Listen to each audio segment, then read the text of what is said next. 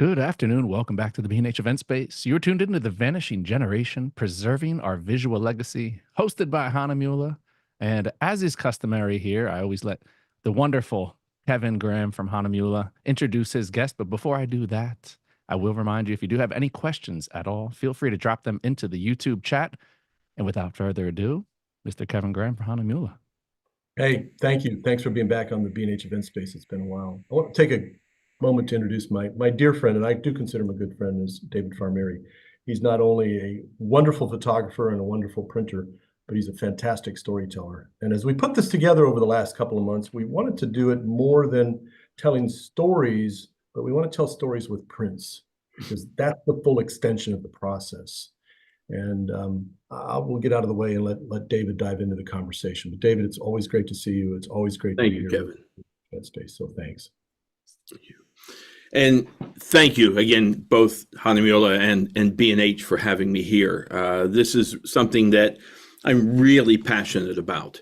And I just want to reiterate what Kevin was saying. Yeah, is just dear friends. Kevin and I have been dear friends for a long time and great collaborators. And this is great to be back here with you. So, but the photographic print, and for me, a photograph isn't really a photograph until it's printed. And it doesn't matter to me if you're shooting with film, if you're shooting digitally, either way, it doesn't matter. And so, when I'm doing workshops or I'm lecturing, you'll often hear me talk, when I'm talking about digital images, you'll hear me refer to them as image files, because really and truly, that's all they are.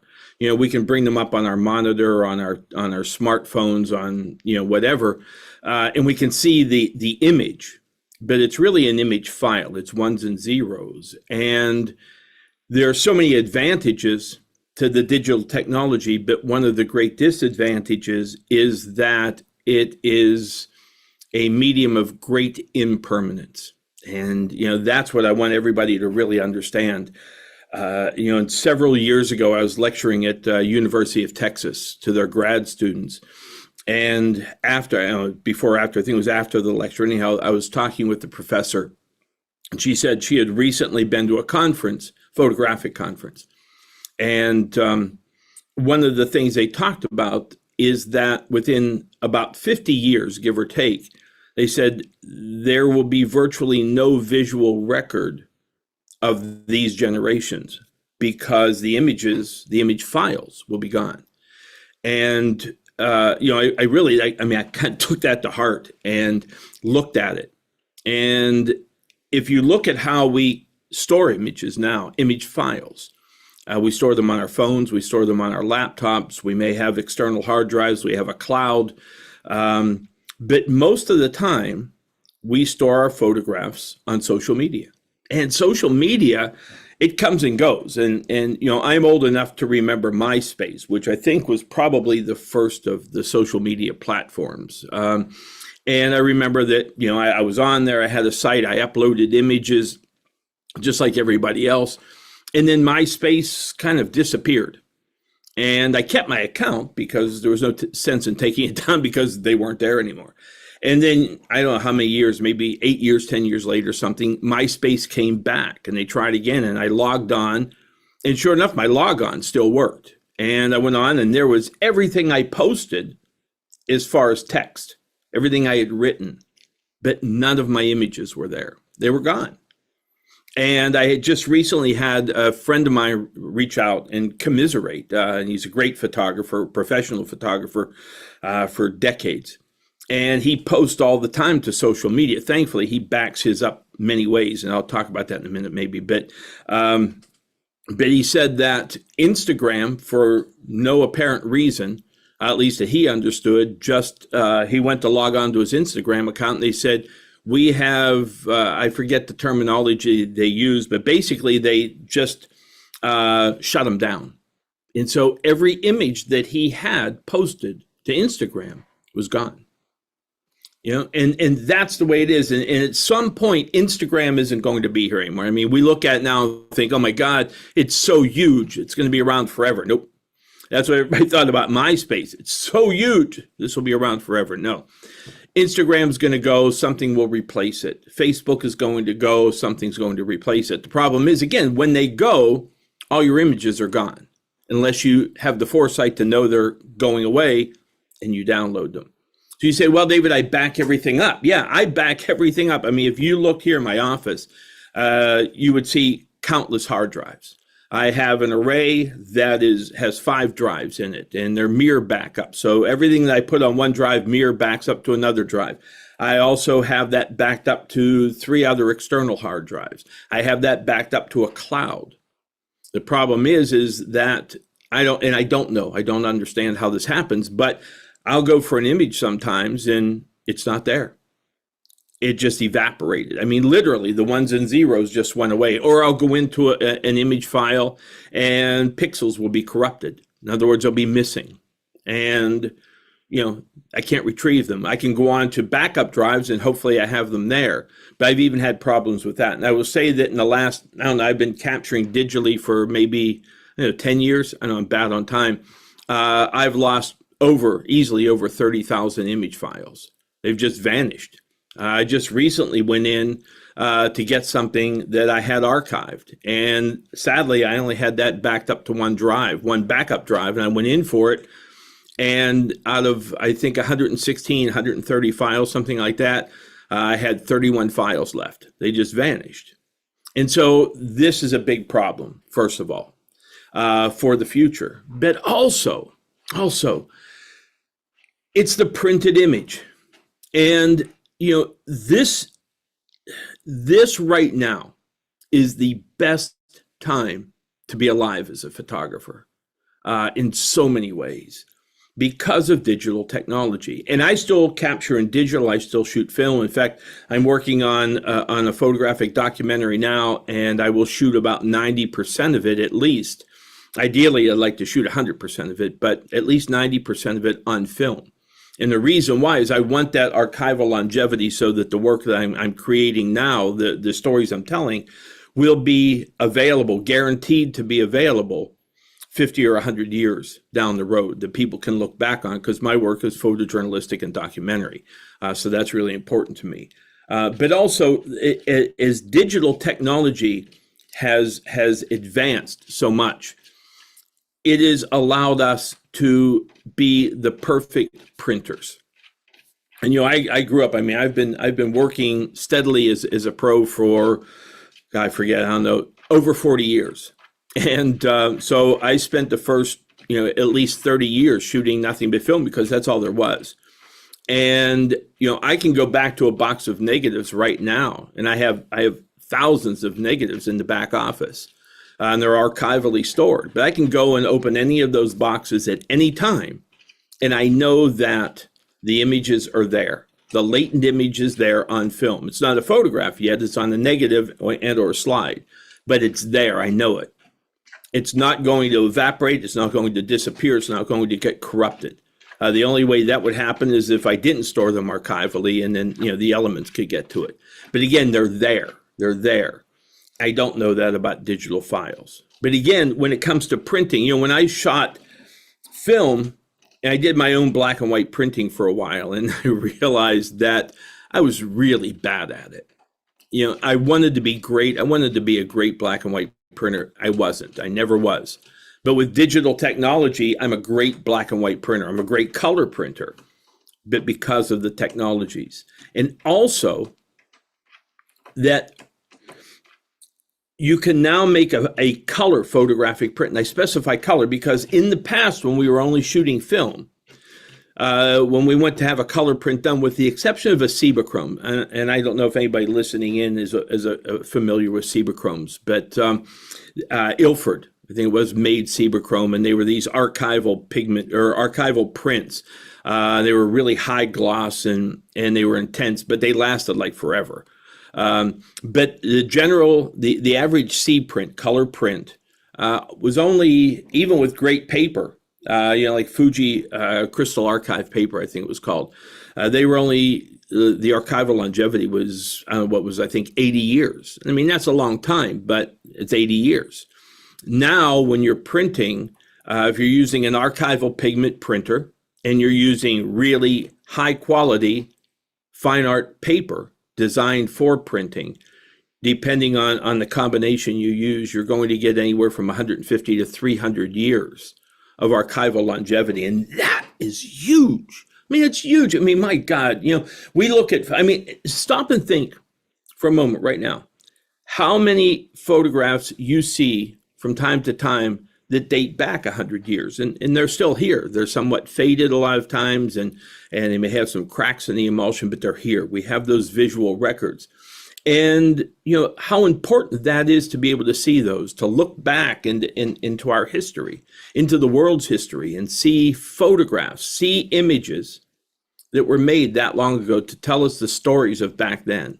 And imagine if we did not have those. If we didn't have those to look back on, we wouldn't know visually, emotionally about the past. We can read about it and we can get some emotional content from what we read about it, depending on how well it's written. But a photograph, even if it wasn't a good photograph, it allows us to connect emotionally. It also allows us to connect to our ancestry.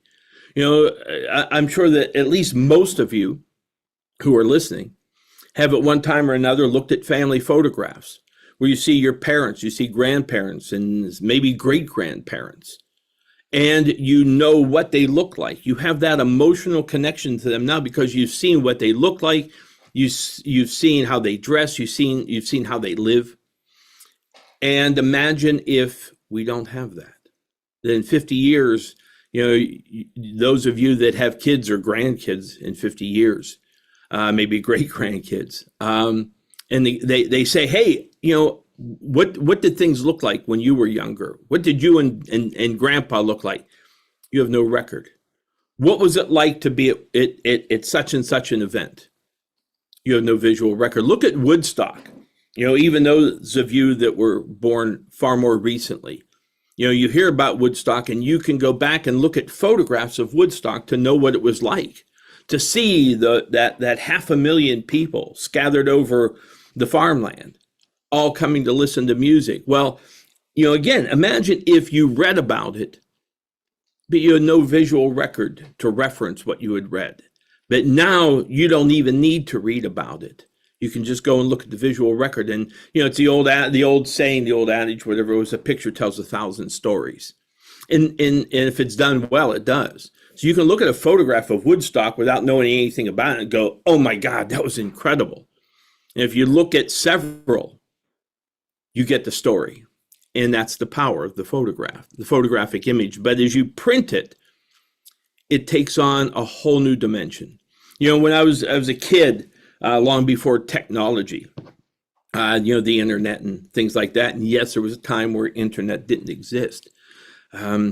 There was a thing that my mom subscribed to for me, and it was, you would get pictures. I tend to think they were in slides or something in the viewer, but they were also printed, and you could get pictures of all of the paintings of the masters, Monet or Renoir, Matisse, all of these, and it would be a description and tell you about them. And it would be like, wow, these paintings are incredible. And then, you started to be able to buy posters of like a Van Gogh and like Starry Night. That's one that most people recognize. And I remember seeing a poster of it. It's like, wow, that's just an amazing piece of work. But I will tell you that the first time, not just the first time, every single time that I have seen that painting, Starry Night, in person, walked up to it in a museum, and I was able to look at it. They had, rarely do they have it under a painting under glass, but this one they generally do. So I was able to get up and look at it, put my nose almost to the glass and look, and I could look into the depth of the brush strokes. And I could feel what the artist was presenting, was feeling when he, in this case, he painted it. And I could step back and take it into full view. And it's not that big, but again, my knees just weakened because I saw it in person. And that's the way it is with a photograph. I guarantee it. If you haven't ever gone to a photographic exhibition, go to one and see the difference.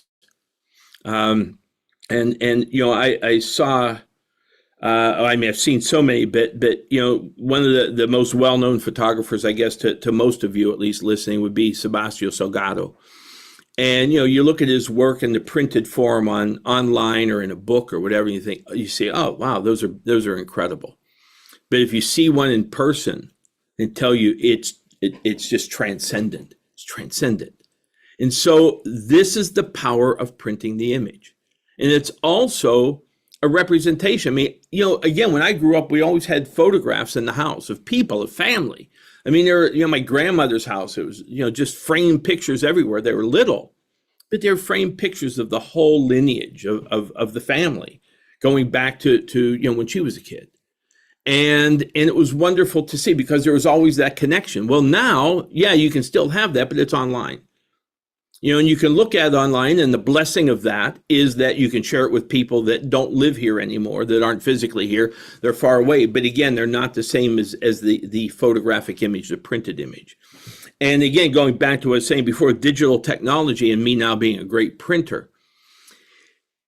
The other really great advantage, and I will tell you that this is one of the main reasons that I years ago started printing with Hahnemühle papers, is because they've consistently had the largest selection, if you will, of paper surfaces. And this is so important because now, again, for the first time as photographers, when I printed before, I had a choice of basically a matte paper, a semi-gloss paper, and a glossy paper. And, that was it. And the substrate paper was basically just paper and had the emulsion on it. But now you have all of these, and Kevin can talk about how many they have now because it keeps growing, and I don't know. But we can take our image, when we create an image, doesn't matter what it is, whether we photograph a refrigerator, we photograph the Grand Canyon, it doesn't matter. There's an emotion to it. There's an emotion that we feel, which motivates us to create that image. And so then when you go to the printed image, it's taking that emotion that you felt, the emotional content of the image, and how you want that represented to the person viewing it. And then you choose a paper that's ideally suited for that. And if you think I'm full of beans, I'm telling you, anybody that's ever seen, when I've done the lectures and the workshops for Hahnemühle, I always take a sample book with me. It's not the sample book that you see in the camera stores. Mine, I printed one specifically for this, and they were all 17 by 21 inches. And I would take one image, and I would print it on 5-6 different papers. And I'd take another image, and I'd print on 5-6 different papers. And I put these in the sample book so that people could look through the book and see how the emotional content of an image changed. Sometimes minimally, sometimes significantly, just by using a different paper. And that's the great blessing we have now. Why people aren't printing now is beyond me. Again, one, to have the prints forever to pass down to other generations, but also just to display, to enjoy. I mean, I guess one of the things that boggles my mind is, and I hear this from so many photographers, and especially non-pros. I mean, pros have to invest in expensive equipment because they're pros. They need it. They need stuff that's going to work, that's going to be durable. But so many non-pros, when they find out I'm a photographer, when I'm lecturing somewhere, doing a workshop, say, oh, I bought this camera, I bought this lens, yeah. And they're paying thousands and thousands and thousands of dollars for this great equipment. And that's wonderful because it's going to give you the greatest results. But, why spend thousands of dollars on a lens? And by the way, just to clear this, that the lens is what creates the image. It really, because that's the glass that the light passes through. So you spend thousands of dollars to get the best lens you can possibly get. And you buy a camera that has the most megapixels that you can possibly have. And then you create an image that moves you so much. You had to make it, and you're so proud of it. And then you just put it on Facebook, and you see it this big. Maybe this big if somebody has a big monitor. Really? I mean, it makes no sense to me. You can go buy a cheap camera with a cheap lens. You shoot with your phone. So if you're going to invest the money, you're going to invest the time to create the image, you're going to invest the emotion to create the image, and to share that in its fullest powerful impact, and you got to print it. It's as simple as that. I mean, you can see behind me on the wall, I mean, I'm in my office. I print in all different sizes, but I print and I hang. And not just my work. I mean, I have, upstairs in the living space, I have several photographers that I've collected because I love the power of the photograph. In fact, I was at a friend's house the other day for a gathering, and she had a print on the wall. It was, I'd say, give or take, I'd say it was probably 16 by 16 inches, black and white, gelatin silver, shot on film, shot on medium format, by the photographer Ed Clark. And if you're not familiar with Ed's work, look it up. Ed was this brilliant photographer, life photographer. And when I walked past the room it was hanging in, it was hanging on a wall at the far side of the room. And the tonality of that print, the emotional content of that print caused me to stop what I was doing. I was actually going to get food. And I stopped. I rarely stop if I'm on my way to food. And I stopped. I had to walk up to it. And the closer I got to it, the more powerful it was. And when I got right up to it and looked at it, it was the tonality of that print, the way it was printed. It was as if I could walk into that scene. It was as if I could feel the moisture that was on the cobblestone. As if I could feel the sun as it was coming from behind the subject. I mean, it was incredible.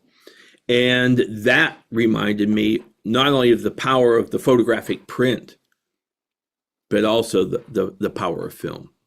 And that's one thing that I have found, and is in fact, I'm going to be doing a talk, I think, with B&H in the near future about going back to film. But is that there was such tonality that I can't get the same out of digital. But again, the advantage now is that when Ed had those prints printed, he had the choice of matte, semi-gloss, and glossy. And now that image being able to be printed on one of 20 or 30 different paper surfaces, I can only just imagine with joy what it would look like. It would look different, but it would be powerful and possibly even more powerful than that one was. And again, so that's the power. The power of the printed image is just to be able to see it and be able to share it. And I had a conversation with someone a while back, a very, very, very, shall we say, famous, I guess, photographer. And I'm not going to mention a name, but and we got into a semi-heated discussion because he was saying that, well, paper doesn't matter. Paper surface doesn't matter because once you print the image, you put it under glass. It matters. It matters a lot. I'll give you a great example is, I don't know how long it was, 12 years ago, maybe, I don't know. I was commissioned by a museum to interpret the 7 deadly sins for an exhibition. And when they gave me the commission, they just said, here's the commission. You interpret it any way you want. It's like, wow. And so, of course, I'm not good at conceptualizing because every time I try to as a photojournalist, it falls, you really can't. But this was an art project. It was to create it from scratch. And so anyhow, I conceptualized. And one of the things that I thought that I wanted was that I wanted the prints, the final prints, to have a feel of an old painting, an old world master's painting, because that's when the seven deadly sins were created back in 400 or something like that. But I didn't want it to look like a painting, not like having it printed on like canvas or some damn thing. But anyhow, I wanted, and I couldn't. Short of it is I couldn't because I was having seed prints done. I was capturing digitally, but at the time, digital technology for printing was not where it is now. And so, and I did some testing with the digital printing, and it wasn't working. So I had to go traditional C prints, and they look great, but it was on Fuji Crystal Archive, the glossy, everything popped. It was extraordinary, but I wasn't happy with it. My creative vision could not be fully realized. And so anyhow, I hung the exhibition. It was great. It was a success. It traveled for about a year and a half. And then I got tired of it and I pulled it off the road. And about 5 years later, maybe, when digital technology had advanced significantly, there was a gallery here in Nashville that represented my work. And when she saw this, she said, David, I really want this exhibit. However, I don't want the prints that big. These were, I think, 24 by 30, 30 by 40, something like that. She said, I need them smaller for this gallery. And I said, okay, which meant I had to reprint them. But now I was printing digitally. And so I looked at them, and having gotten to know paper surfaces, I was able to look at this and I went, you know what? I think that I want to use Hahnemuhl's Fine Art Pearl. And because that seemed to me that it would give me what I wanted. And so I tested it, and it did. It's like, yeah, that's what I want. That's what I want. In fact, you really can't see it. It's I guess it's off to it's over that way. I'm backwards on here. It's right there. You can't really see the print, but actually that's one of the ones from Seven Deadly Sins. But anyhow, I reprinted them and put them under glass and hung them. And opening night for this exhibit, we had, I think it was roughly 1,300 people came out for it. And, as an artist, I just stand and listen. If somebody wants to talk with me, I'll talk with them, but I just stand there. And, but I would hear people, and I would see people walk up to the glass and look. And they all said a variation of the same statements. My God, that almost looks like a painting. But they knew it was a photograph. And that was because of the paper, because I chose the right paper to express the emotional content that I wanted to express. And because of the paper, the choice of paper, it was a success. And that, again, is one of the great benefits, great importances of digital printing right now. And anybody can do it. It's open to anybody. I mean, the printers are kind of expensive. Yeah, sure. But it's going to it costs you money to have them printed. And the benefit of having your own printer, if you have the space for it, and the budget for it, is that you have complete control and you can choose any paper you want. If you go to a lab, if you outsource it, you have to use the papers that they have. And that's fine. But if you really want to get serious about it and you really want to show the full power, emotional power of images you create, print yourself. So anyhow, Kevin, I'm going to turn over to you for a second. I kind of rambled here a bit, just realized a bit. If you want to talk about the paper surfaces and all of that. I mean, you bring up something very interesting, and I had not heard it phrased quite this way. Papers are truly emotional choices of the photographer, of the printer. But you said something, investing your emotion, almost like it's a transaction. And I'd never thought about it that way before. But you're exactly right. You are investing your emotion in the image.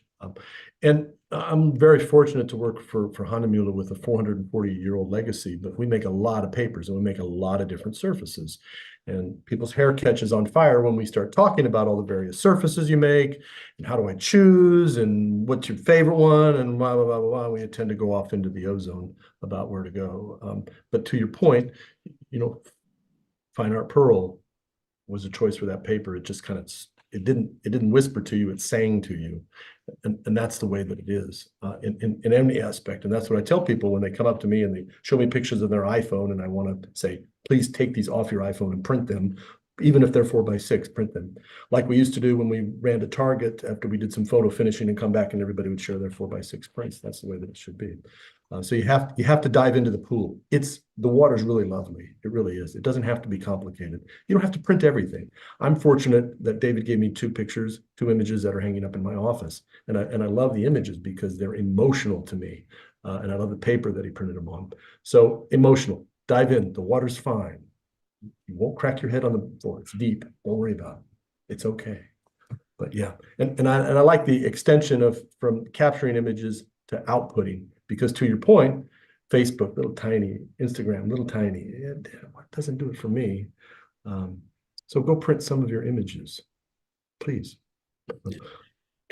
And something I want to add is that, and I have seen this or experienced this from so many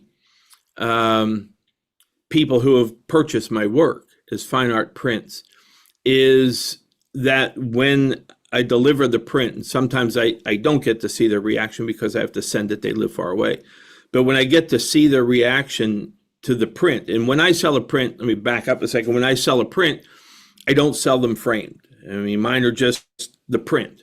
And a big part of that is that everybody has their own personal choice for framing, and they should. But more so is that I want people to see the print as it is.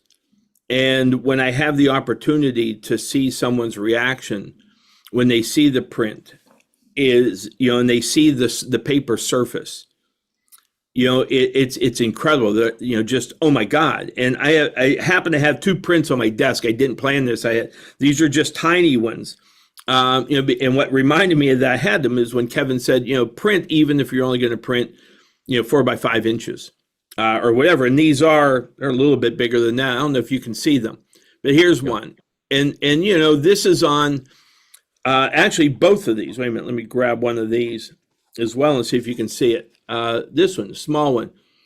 The emotional content of both of these images, just like any of the ones I print, was so further enhanced by my choice of paper. And on both of these images, actually with the one, this one there, I started out and I printed it on, I think it was Hahnemuhle's Photo Rag Baryta, which is, one of my favorite papers to go with because of my documentary work. It's like a traditional black and white print.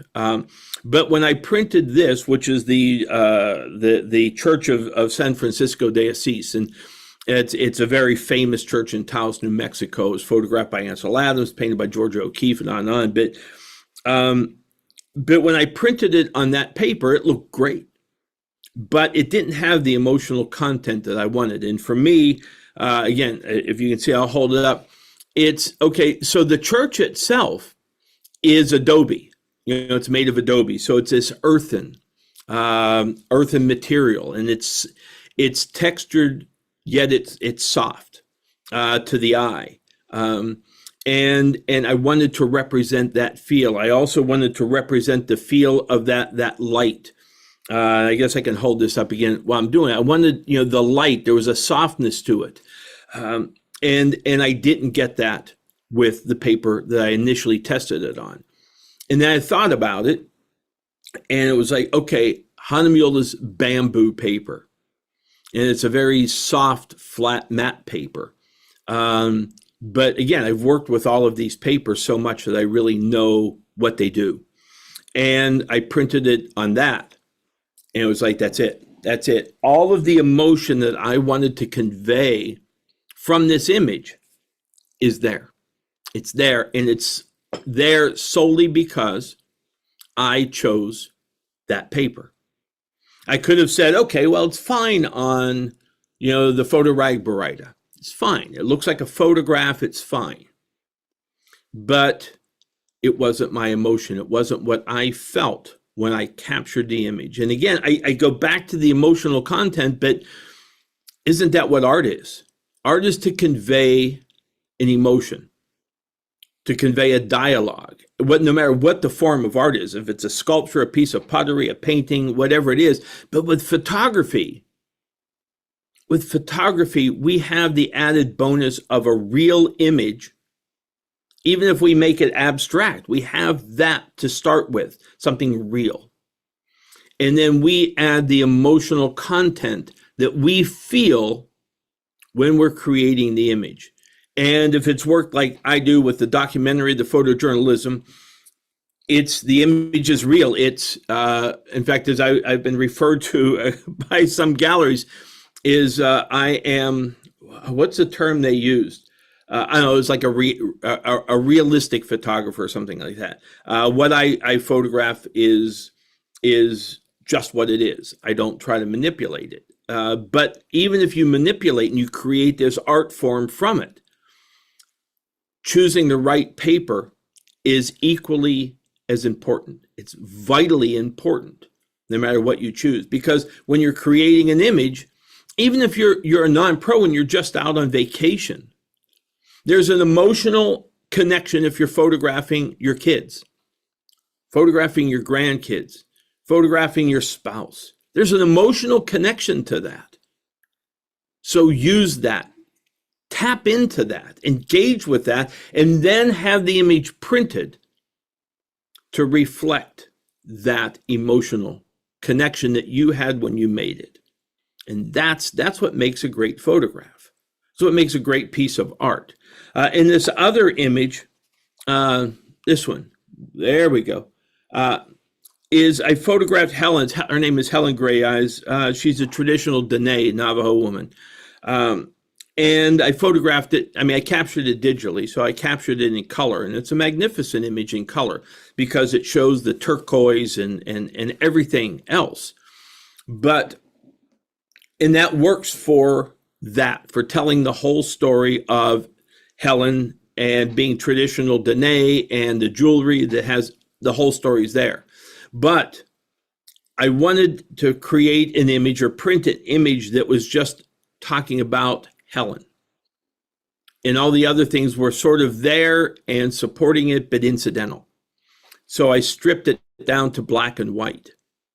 And again, I printed this originally on, I think it was Photo Rag Baryta, or it may have been the Fine Art Baryta Satin. Both of those are great for traditional black and white. But again, it didn't have the emotional impact. It didn't have the emotional content that I was feeling. And once again, I went with bamboo, and I tried, I think, 3 different papers on this. I tried the Photo Rag Baryta. I tried German etching, which is another favorite of mine, and they were all good. But it was like, no, something's not here. And so again, I thought I'm going to try the bamboo. And this print, in its exhibition form or its fine art form, is 30 by 40 inches. In fact, the print behind me, I think you can see it was from the Cajun Mardi Gras. Same thing as I chose bamboo for that because I wanted that warmth, I wanted that softness, I wanted the print to pull the viewer in and be able to just have that sensory overload and sensual overload. So again, this is what is great about paper. I have. I don't know where it is. I thought maybe I had one other one I could show you. But anyhow, this is the importance of paper. This is the importance of printing. And as Kevin mentioned, even if you're going to print 4x6, print it. Print it on archivally stable paper. And use an archival pigment printer. Whether you buy it and print it, whether you have somebody else do it, do this. Frame them, put them up, or put them in a box for your kids, for your grandkids, for your great-grandkids. But again, if you're out photographing and you create a photograph that moves you, don't waste that emotion simply on social media. Print it. Print it as big as you can. Print as big as you can afford, as big as the file will go if you want. Print it. Choose a great paper, again, to bring about that emotional content that you feel. Again, I go back to that. The emotional content that you, the creator of the image, feel. That's what it's all about. It's creating emotion. That's why we create photographs. There's an emotion. Even if you don't think there is, stop the next time you're about to make a photograph that moves you and pay attention to how you feel about the scene that's in front of you. Is it like, oh yeah, whatever? Generally not. It's like, wow. And the blessing of that is if you start to connect into that, if you haven't already, oh man, it's going to up your game. It's going to up your game so much. And when you print, it's going to up your game. And if you do your own printing, here's another great thing about this. If you do your own printing, it is going to significantly up your game as a photographer. You're going to learn how to make photographs so much better. I don't care how good you are right now, it'll make you better. I guarantee it, hands down. I guarantee it will make you a better photographer. And especially if you print yourself, because if you print yourself, you see the results immediately. You see the image as you captured it, you edit it in your computer, you send it to the printer.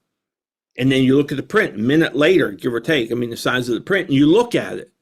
You say, man, that's what I want. Sometimes you look at it and say, it's not what, that's not what I was seeing. So what I was seeing on the monitor. And that's a whole nother talk, a whole nother workshop. But once you master this, it's phenomenal. And then when you're editing the image, that's where you're really going to see how well you capture technically with your camera controls, the image, how much work you have to do. But also then you're going to see, well, if I would have done this instead of this, it would have been better. So you're going to learn. But again, when you see the printed image, that's the proof in the pudding, I think is what my grandmother used to say. The proof is in the pudding. And that's it, because that's the pudding. So anyhow, I will leave you with that unless anybody has any questions. And I am more than happy to answer whatever I can. You mentioned a couple things here regarding paper choices. It's always interesting. We talked a little bit about this earlier. People come to me and they say, what should I print it on? What should I print it on? What should I print it on? And you tried Photorag Baryta, but it wasn't quite the paper that you were looking for. So you printed it on bamboo. That's the beauty of the digital printing on digital paper, because you have lots of choices. You have very textured, very rough surfaces. You have very smooth surfaces. You have metallic, and on and on and on. So it's important to take your work and try several different kinds of papers. Hahnemühle, well, and other companies do too, have sample packs, so you can invest moderately and get an array of sample prints, and then you'll end up finding several papers that you drill down on. I know Derek's a big fan of the Photorag Baryta, always has been, because it's got that look and feel of a traditional photograph. So that's always kind of nice to do that. But yeah, you have to try them. You have to, again, dive in. It's not that big of a deal. And I'll also say a comment here, because I take my pictures to a local drugstore and that's good enough. No, it's not good enough. You invested $10,000 in your camera gear easily. Output them on something different. And I guarantee you, because I've seen this in looks before, as David said, when you show your images and put them in people's hand on a fine art paper, they're gonna take a step back. They're gonna say, wow. And if the person that left that comment is still listening, you made a valid comment, and I'm glad you did, because I want to address it and give you something to think about. My question to you is, why did you choose to have the image files printed? The image files that you sent to the local drugstore, as you stated, why did you choose to send those off to be printed? That's the question I want an answer to, and if you're there, please answer. And for those that are listening that may have the same kind of comment or be in the same situation, the reason I ask why you chose to have them printed is because, for the most part, people choose to have them printed for the same reason they always have, is to pass them down, put them in a scrapbook, put them in a box, whatever, pass them down. Here's the caveat. Is the prints that you have printed at the drugstore, at Walmart, at Costco, or whoever prints them, that they don't have an archival longevity. In other words, they don't last. Depending on how you store them, in anywhere from 5 years to 20 years, they're going to be faded and virtually gone. And so now you're investing all this money in camera equipment, you're investing in having it printed, and then they're not going to last for generations to come. Whereas if you have them done with an archival pigment printer, then they're going to last. They're going to last, again, 100, depending on the paper and the printer, 150 to 300 years. And yes, printing yourself is an investment. I hands down, it's an investment. Printers, archival pigment printers, which are different than regular inkjet printers, they are expensive, but they're going to last you a long time. And in the end, you're going to maybe pay a little bit more per print than if you sent them to the local drugstore, but they're going to be around for generation after generation. And isn't that what we want to do? Is to save them for, just like our ancestors did, like my grandparents. I mean, thank God they made those photographs. Thank God they had them printed the way they did, because now I can see. So anyhow, I don't know if that'll give you any insight, but ponder it, please. I posted our certificate of longevity. Obviously, how you print it, where you store it, those are big factors in it, but pigmented printers are the way to go. And because we do certain things with our paper, for instance, with our alpha cellulose or wood papers, we take out the lignin, which tends to deteriorate papers. And cotton is a little different animal, but these prints could last easily 100 years. And print them again. If you store a picture in your kitchen, the fumes are going to cause it to fade. So put it in your guest room, and it's going to be around a while. And I know a lot of fine art photographers that don't frame things. Don't put glass on them. I think it's a personal choice. But some people want to do that, and some people don't. I think Elizabeth Murphy wrote, does it make sense to go to a print studio with Hahnemuhle papers that you want? I think a lot of them will do that. Some of them have a wide selection of papers that they already use, and it may be worthwhile to go and sit down with them and say, here's my images. What do you think they should be printed on? And most of them will provide a couple samples or provide some recommendations and such like that. Yeah, and again, it's when it comes to printing, another thing that I hear from people a lot is that they don't know how to get a good print. They've invested in an archival pigment printer, they've invested in a good editing software, and they can't get the print to look right. When they print it, it doesn't look like it does on their monitor. And that's valid. That's really valid. But I can tell you that it's not that difficult, but you need to take a class. You need to take a workshop. And there are so many people doing them. Just take a good workshop that walks you through the whole process. And it's just like the camera. I mean, when you first bought your camera, if you have a DSLR, you need to know what f-stops were. You need to know what shutter speeds were. And that's always intimidating for people early out of the gate. And then once they learn them, like, I don't see what the big deal was. And it's the same with printing. It's only a big deal because as long as it's a mystery to you. But once you demystify it, it becomes like a no-brainer. And then you can get consistently magnificent prints every single time. So, do that.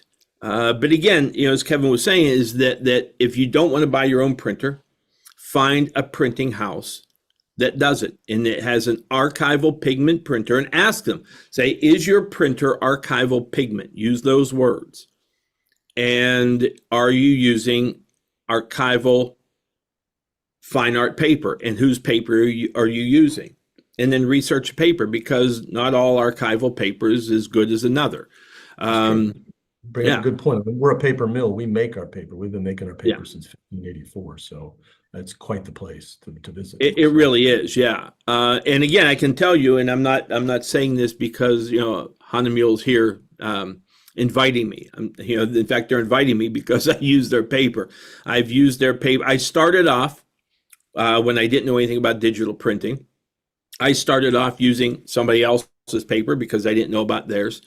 And actually a couple of manufacturers, and my results were okay. And the way that I found out about Hahnemuhle is simply because I was frustrated. I was frustrated that I couldn't get what I wanted. And so I started experimenting with a lot of different manufacturers. And then when I came across their paper and tested it, it rose above all the others. And again, that's just me. I mean, that's why I use it, because it gives me everything that I want. And it also pushes me, because in having all those paper surfaces to choose from, it pushes my creative boundaries. Because when I don't have anything to print, a lot of times I'll sit down and just pull up an image and say, well, I wonder how it would work on this paper I never used. And I'll just experiment and see. But that's the key. You can learn what papers do, and you can your creativity will soar. I guarantee it. And again, it's another guarantee, but just give it a try. Give it a try. If you have any questions that after this is done, email me. I'll get back to you. It may take me a while if I'm working on a project or on assignment, but email me and ask, and I'll be more than happy to answer anything I can. So I did post your site to contact, and somebody asked a question about sharing sample packs. We have a storefront set up on the B&H website, and if you get lost in it, then I drop my email address in, so I can send you a PDF that's got all the, we make 30 plus papers. There's a lot of papers to look at. We have smooth, textured, and glossy. We have a natural line, and then we have a photo collection of papers, so it can be a little bit overwhelming at first, but we'll hold hands and we'll all get through this together. I guarantee you. I love it. I love it. Arr. You guys did it all. I didn't have to do anything. So as Kevin had said, we did drop some links in there. And I'm always exhausted listening to David. It's like, I need to go take a nap or something. The last time he was on, we did two back-to-back episodes, and I think we all were sweating at the end of it. Had to check our Apple Watches for our heartbeat, because there's a lot of emotion in this guy. And that's one of the reasons I really love him a lot. He's passionate. When you're talking to him, you are the most important person in the world, and he'll show you images, and he'll go on and on and on. So what about paper in a book form? We make book and album, so that's specifically grain structured. I'll drop the link in here in just a second, but yeah, and it's available in different cut sheet sizes, but we do make a book and album specifically for that. And I want to touch on that, because for people that are unaware of the importance of that, the significance of that, is that when you fold a paper, if you fold it against the paper's grain, you get that crickly crackly. That's the technical term, I know that, but that when you use the book and album, that you don't have that problem. When you crease down, you get a smooth crease. Everything looks good. And also, is it the book and album that you can print on both sides? Yes. Okay. So the coating for the ink is actually on both sides of the paper, so you can literally use it as a book. Is that correct? Yeah, that is correct. That's exactly what a lot of people do who do their own book making and book binding. They'll use that, and because it's grain stripped. So when it lays down, so when you lay it out, it'll lay flatter without the pages holding up upon each other. So specifically made for that, yeah. And it's the only paper that we have that is specifically sold for book and albums because of the grain structure, depending on where the spine of the book is. Okay. Derek, I missed you here. I missed your voice coming through, like that guidance from above. You guys needed none. Look, if I ever have an opportunity to sit here and just be one of the viewers, which when David's on, it's like, man, I just get to sit here and take it in. So makes it easy for me. Kevin handles the Q&A and the links. I feel almost guilty. It's a pleasure. Well, it's a pleasure. B&H, the staff does a great job behind the scenes. So Steph, and Danny, are great people to work with. So it's always enjoyable to be back on the B&H event space. Likewise, we feel the same. And David, goes without saying for you as well, especially knowing that you're a Photo Ragbarita fan, as I am. Yeah. So always get you high in my book. Oh, that's good. Wow. Now we can see eye to eye. We bond over paper type. I love it. Oh man, it's always great having you guys on. I want to thank you again, Kevin. You always bring us. Kevin has carte blanche. Kevin, if Kevin brings them, they're already vetted. David, of course, you're no stranger to being on the platform. It's always great to have you on as well. But thank you, Kevin. I'll let you take us out today. Say that again. I'll let you take us out today. Take this home. Again, I cannot thank the B&H event space. Behind the scenes group, Steph and Danny are always there. Derek, these are good friends. They are like this in person if you meet them. And David, thank you again for the countless hours you put in, and thanks for the pre-show laughs that we had. That's all we can say. Anyway, thank you again. Enjoy your afternoon. Go out and take some pictures, and then go get them printed. Yeah, there we go. Absolutely. All right, thank you, Kevin. Thanks. Thank you, Derek. Thank you, B&H. Stephanie, see you later. Danny, thank you. All right, thanks, everybody. And it's a wrap. Take care.